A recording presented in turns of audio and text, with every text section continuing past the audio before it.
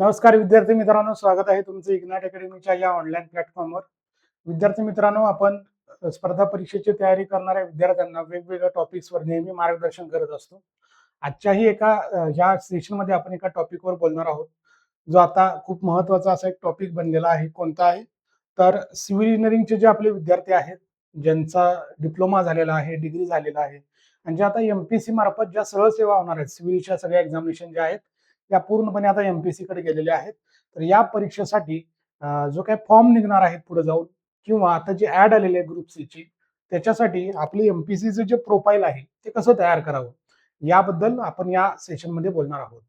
सोबत डिप्लोमा विद्यार्थ्यांचा जो इश्यू आहे त्याबद्दलही बोलणार आहोत. कुठल्या जागा पुढे भविष्यात आपल्याला या ग्रुप सी मध्येच बघायला मिळू शकतात, कोणत्या बघायला मिळू शकत नाहीत, याबद्दल सुद्धा या सेशनमध्ये आपण बोलणार आहोत. ठीक आहे, तर चला सेशनला आपण सुरुवात करूयात. बघा, सगळ्यात पहिल्यांदा काय आहे, ही महत्वाची अपडेट, ऑफिशियल अपडेट जी आहे, ज्यामध्ये ग्रुप सी ची जी नेहमीची जी एमपीसी ची ऍड असते त्यामध्ये सरळ सेवा, आतापर्यंत सरळ सेवा मार्फत होणाऱ्या ज्या काही भरती होत्या त्या पूर्णपणे ऍड झालेल्या आहेत. आता ठराविक त्यातल्या जागा ज्या आहेत, ज्यांचं मागणीपत्र पोहोचलेलं आहे ते आता इथं आपल्याला बघायला मिळत आहेत. जसं की यापैकी महत्वाचं जे आहे ते आहे तलाठी. ठीक आहे, त्यासोबतच एक सहाय्यक मत्स्य व्यवसाय विकास अधिकारी, टेक्निकलची पण एक पोस्ट त्यामध्ये ऍड झालेलं आहे. आणि याच अपडेटमध्ये त्यांनी सांगितलेलं आहे की ज्यांना या ग्रुप सी च्या पोस्टसाठी अभ्यास करायचा आहे, परीक्षा द्यायची आहे, पण ज्यांच्या पोस्ट अजून यामध्ये दिसत नाही आहेत, त्यांनी सुद्धा फॉर्म भरून घ्या. कारण पुढे भविष्यात यामध्ये जागा ज्या आहेत त्या जागा ऍड होण्याची शक्यता आहे. त्यामुळे आत्ताच फॉर्म भरून घ्या, असं आवाहन जे आहे थोडक्यात एमपीसीच्या या ऑफिशियल अपडेटमधून आपल्याला लक्षात येत आहे.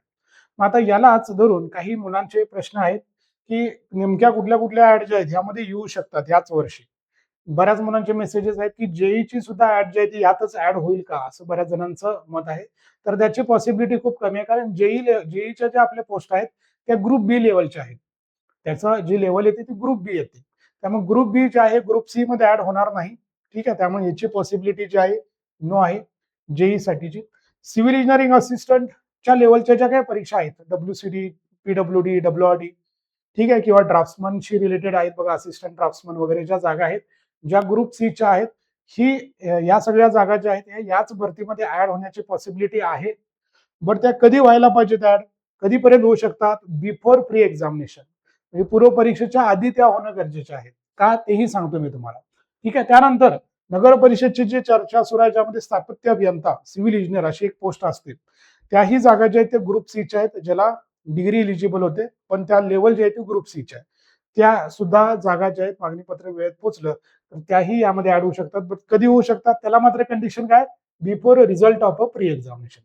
आता तुमचा प्रश्न असा असायला पाहिजे की हे दोन असे वेगवेगळे का कंडिशन्स आहेत? तर याच्या मागे आहे रिझन त्याचं इलिजिबिलिटी. आता इथे जे आहे याचा जर प्रश्न थोडंसं साईडला ठेवूया आता, कारण ग्रुप सी मध्ये या ग्रुप बी च्या ऍड जागा होणार नाही. ठीक आहे, त्याचं ग्रुप बी च्या अंतर्गत येणं गरजेचे आहे ते ऍड. आता सी साठी ह्या दोन आहेत. याच्यामध्ये सीए साठी जे आहे जर आपण बघितलं तर इथं डिप्लोमा कॅन्डिडेट, ठीक आहे, डिप्लोमा और डिग्री, ठीक आहे, हे दोन टाईपचे कॅन्डिडेट इथं इलिजिबल आहेत. इथं मात्र काय आहेत, लास्ट टाइमच्या याच्यानुसार डिग्री कॅन्डिडेट जे आहेत ती इलिजिबल आहेत.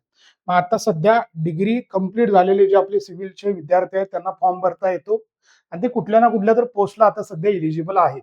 त्यामुळं रिझल्ट लागूच तोपर्यंत, पूर्व परीक्षेचा रिझल्ट लागूच तोपर्यंत ह्या जागा ऍड होऊ शकतात आणि पुढे या सिव्हिलच्या मुलांना विकल्प देण्यासाठी, म्हणजे ऑप्शन त्यांना, तुम्ही नगर परिषदसाठी सुद्धा इंटरेस्टेड आहात का, यस, तर तिथं तुम्हाला एक फक्त तेवढाच फॉर्म एडिट करायला ते परमिशन देऊ शकतात. ठीक आहे, बट आता यातले डिप्लोमाचे जे विद्यार्थी आहेत त्यांना आता सध्या, मी परवाही बोललो की डिप्लोमाच्या विद्यार्थ्यांना थोडासा इश्यू काय आहे की आता ते प्रोफाईल तयार करू शकतात, बट सध्या ते ग्रुप सी च्या कुठल्याही पोस्टला इलिजिबल नाही आहेत. मी परवाच्या अपडेट आलेला जो व्हिडिओ घेतला होता त्याही वेळेला सांगितलं होतं की तुम्ही फॉर्म भरून बघा, चेक करा इलिजिबिलिटी, तर तुम्हाला ते दिसणार नाही. ठीक आहे, मग आता असं होऊ शकतं की समजा डिग्रीवाल्या विद्यार्थ्यांनी फॉर्म भरला, डिप्लोमावाल्यांना फॉर्मच भरता आला नाही, आणि समजा पूर्व परीक्षा झाली आणि पूर्व परीक्षा झाल्यानंतर मग ह्या जागा ऍड झाल्या, तर मग डिप्लोमाच्या विद्यार्थ्यांना जे आहेत ते विद्यार्थ्यांना या वर्षीच्या या भरतीपासून दूर राहावं लागेल, विच इज नॉट पॉसिबल. त्यामुळं ह्या ज्या जागा आहेत त्या कधी व्हायला पाहिजे, त्या मागणीपत्र कधी जायला पाहिजे, तुमची पूर्व परीक्षा व्हायच्या आधीच तुमचं हे मागणीपत्र घेणं गरजेचं आहे. मग त्यावेळेला काय होऊ शकतं, मागणीपत्र पोहोचलं पूर्व परीक्षेच्या आधी शुद्धीपत्रिका आलं, तर त्यावेळेला ते काय करू शकतात, एक ठराविक दिवसांचा वेळ जो आहे ह्या डिप्लोमाच्या विद्यार्थ्यांसाठी परत फॉर्म भरण्यासाठी तेवढ्याच विद्यार्थ्यांना तेवढ्याच पोस्टला हे करू शकतात. हे पॉसिबल आहे का? तर आहे पॉसिबल. का पॉसिबल आहे ते सांगतो मी तुम्हाला बघा. तर इथं आपण जर गेलो तर आताच मी सांगितलं तुम्हाला की हे का पॉसिबल आहे ते पहिला क्लिअर करतो. Reopen of a application form for diploma student possible आहे का? तर बघा का पॉसिबल आहे. तुम्ही जर हिस्ट्रीमध्ये गेलो आपण थोडंसं एमपीसी मध्ये याच्या आधी असं झालेलं आहे का हे चेक करायला गेलो तर तुम्ही एक हिस्ट्रीमध्ये बघितला तर 2025 मध्ये एक एमपीसीची ऍड होती ज्यामध्ये इलिजिबिलिटी क्रायटेरिया चेंज झाला ऑन दी स्पॉट. तुमचा जे काय आहे फॉर्म फिलिंग जे आहे फॉर्म फिलिंग झालं की बघा ही ऍड आली होती. तुमचा 23 एप्रिल पासून 28 एप्रिल पर्यंत परत मुदत देण्यात आली त्यांना. कुणासाठी? ज्यांचं हे बीई बीटेक प्रोडक्शन इंजिनियर पहिल्यांदा हे इलिजिबल नव्हते. एका पर्टिक्युलर पोस्टसाठी हे पहिला इलिजिबल नव्हते. ऍड आली तुम्ही चेक करून बघा जुनी जी ऍड होती तुमची 2025 ची प्रीची ऍड बघा त्यामध्ये तुम्हाला एक पोस्ट होती ह्याच्याशी रिलेटेड आरटीओशी रिलेटेड जी आहे त्याच्या सहाय्यक प्रादेशिक परिवहन अधिकारी ARTO. ठीक आहे त्याच्यासाठी सुरुवातीला प्रोडक्शन इंजिनिअरिंगचे विद्यार्थी जे आहेत ते इलिजिबल नव्हते त्यांना तो फॉर्म भरता आला नाही. ठीक आहे पूर्व परीक्षेचा फॉर्म भरता आला नाही. फॉर्म भरून प्रोसेस वगैरे सगळी झाली आणि नंतर इलिजिबिलिटी क्रायटेरिया चेंज झाला. मग अशा मुलांसाठी हे नवीन जे मुलं जे फॉर्मच भरू शकले नव्हते त्यांच्यासाठी काय करण्यात आलं 23 ते 28 बघा जवळपास 5 ते 7 दिवसांचा कालावधी जो आहे तो फक्त तेवढा कमी मिळणार कालावधी. कारण पहिल्यांदा ऑलरेडी हे मुलं जे आहेत ते फक्त स्पेसिफिक मुलं आहेत मग या मुलांसाठी परत ओपन करण्यात फक्त तेवढ्याच मुलांसाठी आणि ते फक्त तेवढ्याच पोस्टला त्या मुलांना फक्त तितक्याच पोस्टला फक्त सिलेक्ट करता येत होतं दुसऱ्या कुठल्या पोस्टला हे सिलेक्ट करू शकत नव्हते. ठीक आहे तर हे असं आधी झालेलं आहे म्हणजे रिओपन जे आहे हे झालेलं आहे हे होऊ शकतं. त्यानंतर जे डिप्लोमाचे डिग्रीचे विद्यार्थी आहेत त्यांनी आता फॉर्म भरला आता तलाठीला सिलेक्ट करून त्यांनी पूर्व परीक्षा दिली. पूर्व परीक्षा झाल्यानंतर समजा पूर्व परीक्षेचा रिझल्ट लागायच्या आधी काय झालं तुमचं की नगर परिषदेच्या जागा ऍड झाल्या समजा तर त्यावेळेला ते तुम्हाला मग एडिटचा ऑप्शन देतील की तुम्ही नगर परिषदला इलिजिबल आहात का नाही चेक करा. डिग्री तुमची सिव्हिल आहे सो तुम्ही चेक करून तिथे लगेच त्याला सिलेक्ट करा की आपण याला सुद्धा इंटरेस्टेड आहोत. असंही झालेलं आहे का एमपीसी मध्ये तर झालेलं आहे. हे पण इलेक्ट्रिकलच्या केसमध्ये परीक्षा झाल्यानंतर तुमच्या इलेक्ट्रिकलच्या जागा ऍड झालेल्या होत्या मग त्यानंतर मुलांना जे आहे रिझल्ट लागायच्या परीक्षा झाली होती पण रिझल्ट लागायचा होता त्यावेळेला ती इलेक्ट्रिकलच्या मुलांना त्यांनी चान्स दिला होता भरण्यासाठी. आता परवा सिव्हिलच्याही मुलांना तसंच झालं. पूर्व परीक्षेच्या वेळेला सुद्धा परत आधी सुरुवातीला जागा नव्हत्या सिव्हिलच्या आता रिसेंट या 2026 मध्ये नंतर जागा ऍड झाल्या आणि परत त्यांनी चान्स दिला आपल्याला ते एडिट करायला विकल्प सादर करायला. हे होऊ शकतं दोन्ही पॉसिबिलिटीज आहेत. म्हणजे आता जरी जागा दिसत नसतील तर पुढे जाऊन ह्या जागा ऍड होऊ शकतात पण त्याला कंडिशन जसं मी सांगितलं की कधी होऊ शकतात आता तुम्हाला त्याचं रिझन समजलं असेल का बरं सीएच्या जागा एक्झाम व्हायच्या आधीच होणं पॉसिबल आहे कारण एक्झाम झाल्यानंतर मग डिप्लोमाच्या विद्यार्थ्यांना परत फॉर्म भरता येणार नाही त्यांना रिओपन करता येणार कारण त्याची परत परीक्षा कधी घेणार मग हा प्रश्न उद्भवतो.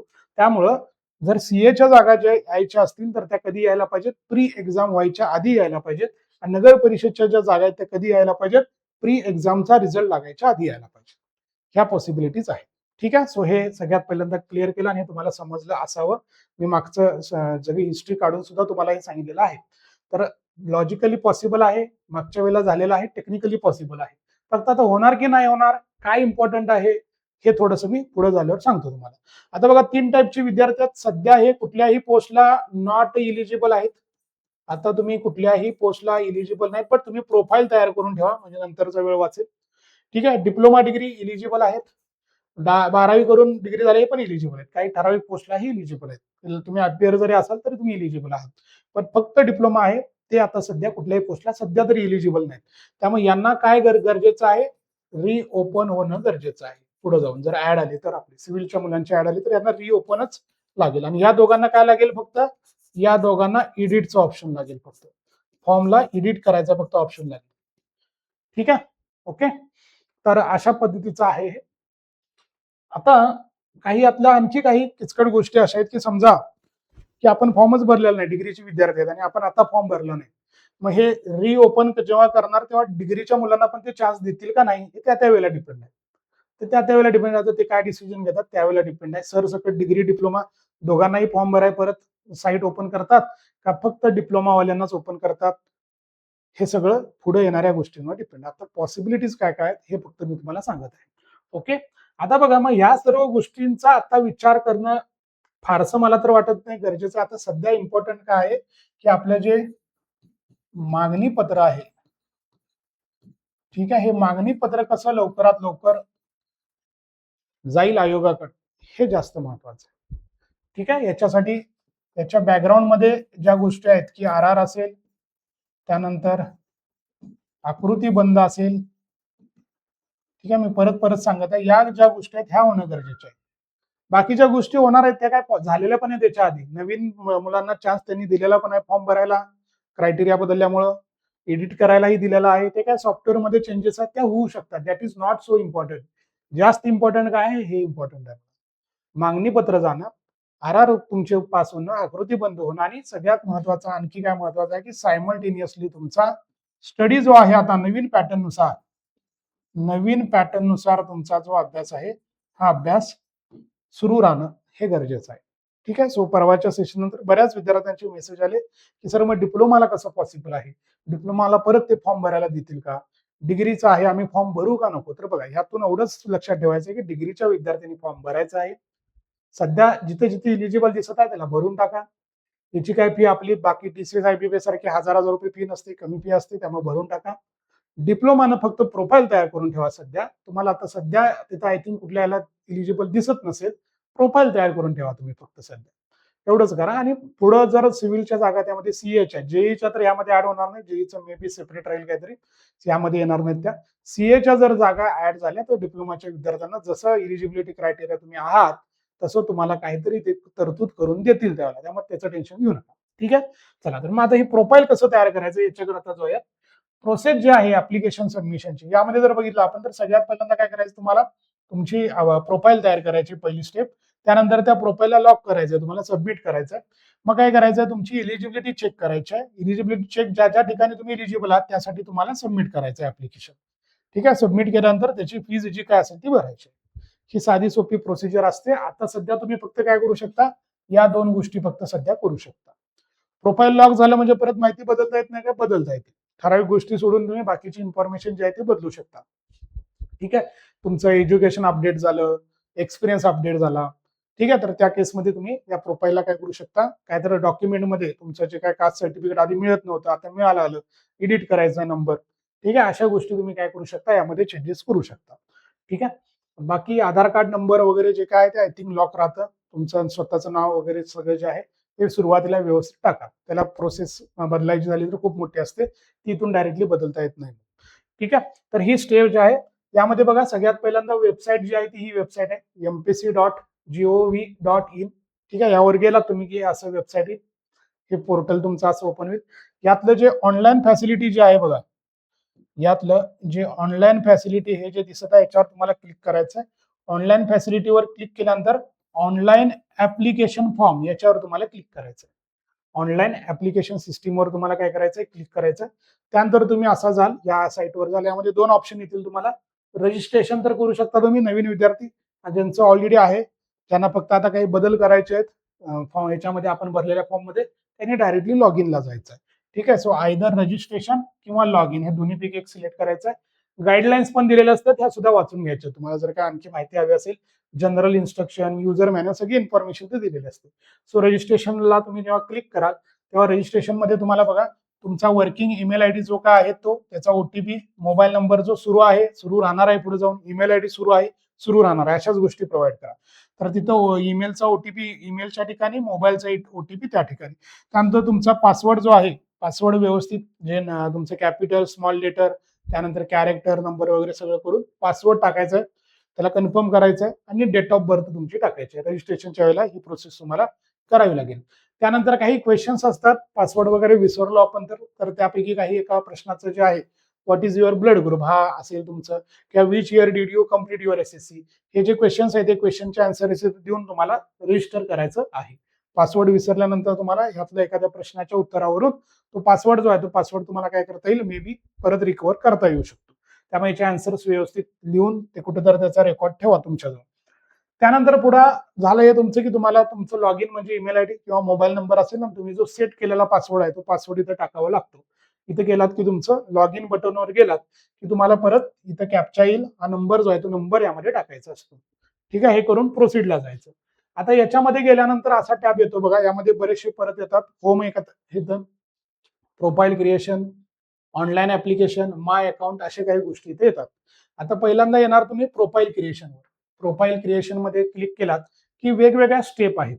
पहिली स्टेप आहे तुमची पर्सनल इन्फॉर्मेशन, ज्यामध्ये तुमचं आधारचे डिटेल्स, त्यानंतर तुमचं नाव, ठीक आहे, डिटेल सगळं नावं तुमची जी काय असतील ती तिथे येतील. त्यानंतर तुमचं mobile number, nationality, physical measurement येतील, कारण काय काय ठिकाणी फिजिकल कंडिशन पण गरजेच्या असतात इलिजिबिलिटीसाठी, त्यामुळे ती इन्फॉर्मेशन येईल. त्यानंतर तुमची कास्ट बद्दलची इन्फॉर्मेशन येईल. व्यवस्थित या सगळ्या गोष्टी तिथे तुम्हाला फिल करत जायचं आहे, क्रॉस व्हेरीफाय करायचं आहे प्रत्येक वेळेला, प्रत्येक पेजवर. ठीक आहे, त्यानंतर तुमचं समजा डिसेबिलिटीज असतील तर त्याचे डिटेल्स, स्पोर्ट्समॅन असेल तर त्याचे डिटेल्स, एक्स सर्व्हिसमॅन असेल तर त्याचे डिटेल्स. ठीक आहे, ते नसेल तर नो करून तुम्ही डायरेक्टली पुढे जाऊ शकता. किंवा तुम्ही ऑलरेडी एम्प्लॉय असाल समजा, त्याचे डिटेल्स, गव्हर्नमेंटचे एम्प्लॉय असेल तर, आणि डोमासाईल डिटेल्स. ठीक आहे, या सर्व गोष्टी तुम्हाला ज्या आहेत या इथं सुरुवातीला सांगाव्या लागतील. ठीक आहे, त्यानंतर ऍडिशनल रिझर्वेशन काय असेल एक्स्ट्रा किंवा ऑर्फन असेल तर याबद्दलची इन्फॉर्मेशन, हे सगळं तुमचे जवळपास 30 प्रश्न आहेत बघा. पर्सनल इन्फॉर्मेशन मध्ये जास्त तुम्हाला इन्फॉर्मेशन जी आहे ती व्यवस्थित भरावी लागणार आहे. ऑलमोस्ट 30 क्वेश्चन्स त्या ठिकाणी त्यांनी विचारलेले आहेत. ही पहिली स्टेप तुमची या पद्धतीने झाली की याला सेव्ह म्हणायचं. मग पुढे जाईल तुम्ही. पुढची काय, ऍड्रेस इन्फॉर्मेशन. दोन टाईपचे ऍड्रेस असतील, तुमचा परमनंट ऍड्रेस कायमस्वरूपी जो आहे तो, आणि आता सध्या तुमचा करस्पॉन्डन्स ऍड्रेस, दोन्ही पण सेम असतील तर सेम येतील. सेव्ह करायचं, पुढे जायचं. दुसऱ्या स्टेप मध्ये काय आलं, पहिल्या केसमध्ये काय होतं, तुमची सगळी पर्सनल इन्फॉर्मेशन होती. दुसऱ्या केसमध्ये काय, सगळी ऍड्रेस आहे तुमची. ठीक आहे, त्यानंतर तिसरं जे आहे ते आहे अदर इन्फॉर्मेशन. अदर इन्फॉर्मेशन मध्ये तुम्हाला काही तुमच्यावर कोर्ट केस वगैरे जे काय सुरू आहे का त्याबद्दल इन्फॉर्मेशन असते, किंवा तुम्ही काही मेडल्स, प्राइज, स्कॉलरशिप वगैरे घेतलेली आहे का त्याबद्दलची ही इन्फॉर्मेशन यामध्ये असते. सो तिसऱ्या स्टेपमध्ये काय राहील, तुमचं सगळं अदर इन्फॉर्मेशन जे आहे ते अदर इन्फॉर्मेशन सगळी इथं राहील. त्यानंतर चौथी जी स्टेप आहे, ती आहे क्वालिफिकेशन बद्दलची. सगळ्यात महत्वाची, इथून तुमचं बऱ्यापैकी इलिजिबिलिटीचा क्रायटेरिया राहील. इथं बघा, इथं असतं तुमचं एक एक क्वालिफिकेशन टाईप. याच्यावर क्लिक केलात की तुम्हाला काय येणार, SSC, HSC. ठीक आहे, ज्यांचं 10वी करून तुम्ही समजा डिप्लोमा केला असेल, 12वी केलीच नसेल तर HSC ला सिलेक्ट करू नका. चुकून सिलेक्ट झाला असेल तुमच्याकडून तर या साईडला डिलीट करायचा ऑप्शन असतो, तो काढून टाकायचा तिथून. ठीक आहे, सो SSC येईल तुमचं, HSC असेल तर HSC येईल, डिप्लोमा असेल तर डिप्लोमा येईल, डिग्री असेल तर डिग्री येईल, पोस्ट ग्रॅज्युएशन असेल पोस्ट ग्रॅज्युएशन येईल, PhD असेल PhD. सगळी लिस्ट एक एक त्यात ऍड करायची, ज्यामध्ये तुमचं सब्जेक्ट जे काय आहेत ते, बोर्ड कुठली होती, क्वालिफिकेशन कम्प्लिशन कधी झालं, किती अटेम्प्ट मध्ये झालं, तुमचे पर्सेंटेज किती होते, हे सगळ्या गोष्टी इथे येतील. डिस्टिंक्शन काय होतं, या डिस्टिंक्शन होतं का फर्स्ट क्लास होतं, याबद्दलची सगळी इन्फॉर्मेशन एक एक ऍड करून सेव्ह करत जायचं. ठीक आहे, याच्यावर तुमचं ठरणार आहे की तुम्ही इलिजिबल आहात की नाही. ठीक आहे, कुठल्या पुढे येणाऱ्या एक्झामिनेशनसाठी, त्यामुळे हे व्यवस्थित सिलेक्ट करायचं आहे. त्यानंतर तुम्ही समजा पोस्ट ग्रॅज्युएशन मध्ये काही पब्लिकेशन वगैरे तुमच्या नावावर असतील तर हे भरायचं. ते कुठे उपयोगी पडतं, पुढे जाऊन शक्यतो जेव्हा जिथे इंटरव्ह्यू टाईपच्या ज्या एक्झामिनेशन असतात जसे MES मध्ये वगैरे, तेव्हा हे थोडंसं युजफुल राहतं. त्यामुळे जे काय असेल तुमचं ते त्या ठिकाणी तुम्ही सबमिट करायचं आहे. त्यानंतर समजा तुमचा एक्सपिरियन्स असेल, हा कुठे लागेल उपयोगाचा, पुढे एखादी एक्सपिरियन्स बेस्ड एक्झामिनेशन आली भविष्यात तर तिथं डायरेक्ट तुम्हाला हे जे आहे एक्सपिरियन्सच्या बेसिसवर तुम्हाला त्या एक्झामला पण तुम्ही इलिजिबल आहात. त्यामुळे तुमचा जर खरंच एक्सपिरियन्स असेल त्याबद्दलची ही इन्फॉर्मेशन या ठिकाणी तुम्हाला काय करायची आहे, एक खाली पॉईंट आहेत ते भरायचे, ऍड करायचं. नवीन पाहिजे असेल, दुसरी नोकरी आणखी धरली असेल ती त्यामध्ये ऍड करायची. ठीक आहे, या पद्धतीनं 5 नंबरची जी स्टेप आहे ती काय असणार, एक्सपिरियन्स असणार. ठीक आहे, 6 नंबरची जी आहे शेवटच्या स्टेजमध्ये तुमचा फोटो आणि सिग्नेचर, त्यांनी दिलेल्या गाईडलाईन्स नुसार फोटो आणि इमेज जे आहे ती फोटो आणि इमेज त्या ठिकाणी काय करायचे, तुम्हाला अपलोड करायचे. आणि मग सगळ्यात शेवटी या चेकबॉक्स एक येतो इथं असा, त्या चेकबॉक्सला क्लिक करून काय करायचं आहे, सबमिट करायचं आहे तुमचा फॉर्म. सबमिट झाल्यानंतर तिथंच एक ऑप्शन आहे तुमच्या लॉकचा. लॉक झाल्यावर नंतर तुम्हाला परत जर बदलायचे असेल तर परत तुम्हाला मोबाईल नंबर टाकून OTP टाकून परत ते बदलता येतं, जर काय बदल असतील अपेक्षित तर. सुरुवातीची नाव वगैरे, आधार कार्ड वगैरे सोडून बाकी जे आहेत डिटेल्स ते बदलता येतील.